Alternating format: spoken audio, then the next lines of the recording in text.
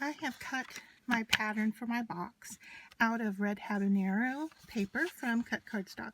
And what I'm going to do here is I also cut a piece of white. Now, anything that you would want to put behind this would work. So you could put clear acetate, you could put vellum. I just chose to do white so that the snowflake will show. So what we're going to do here is just with a little bit of liquid adhesive, I am going to attach that white piece before I move any further. So I'm just going to put some glue right around the snowflake shape and attach that white piece.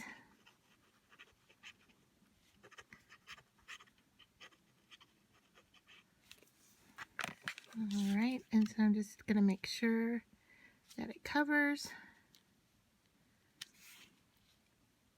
Now the SVG file for this does come with a square shape that's just a tad smaller than the box itself if you're interested in cutting out a specific piece.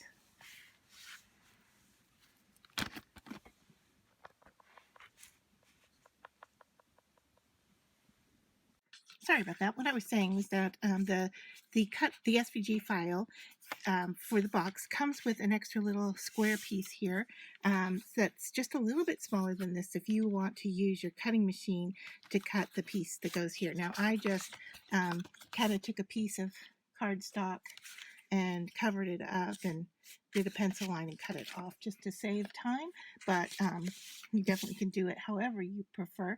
And then here is the actual star that, or snowflake that came out of the center, and I could use that on a gift tag to go with the box if I so desired. So the next step is to fold along all the score lines, and you're going to fold all of them in the same direction. So you want to fold them to the inside of your box.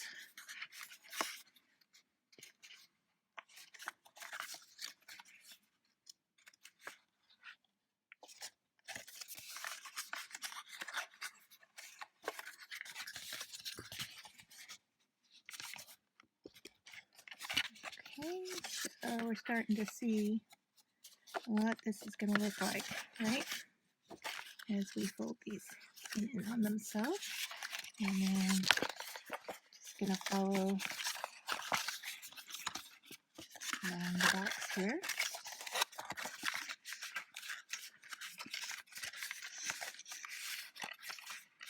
All right, so then we're going to use a bit of that same adhesive or tape runner, whichever you prefer, to adhere the box along this edge. So I'm going to take my glue again.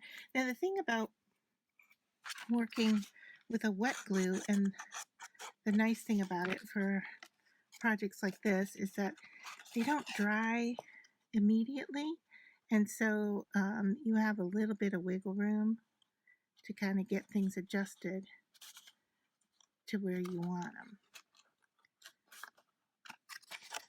So in this case, right along that edge, and I want to make sure I've got it lined correctly. And it only takes a few seconds for it to grab, and then you can move on.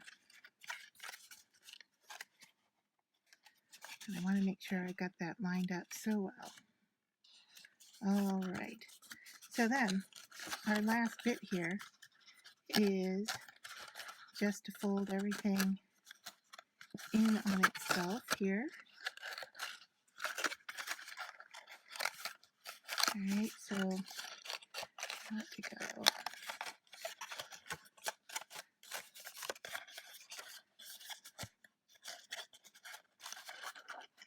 It's going to tab in like so. I think I got these wrong.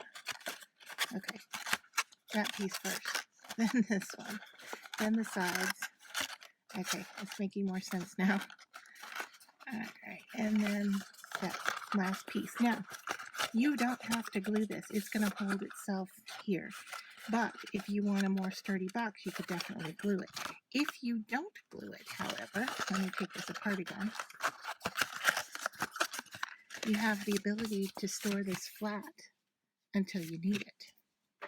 Okay, so that's that's a really nice option.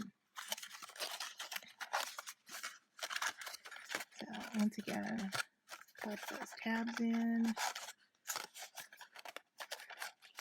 that into place just like that.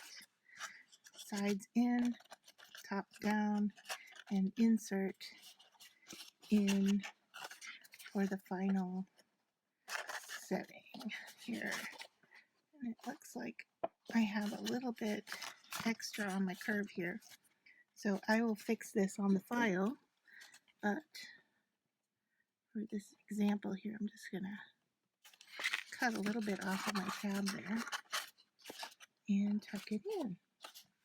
All right, so finished Christmas box, just as cute as whatever you're going to put inside it. Hope you enjoyed that tutorial.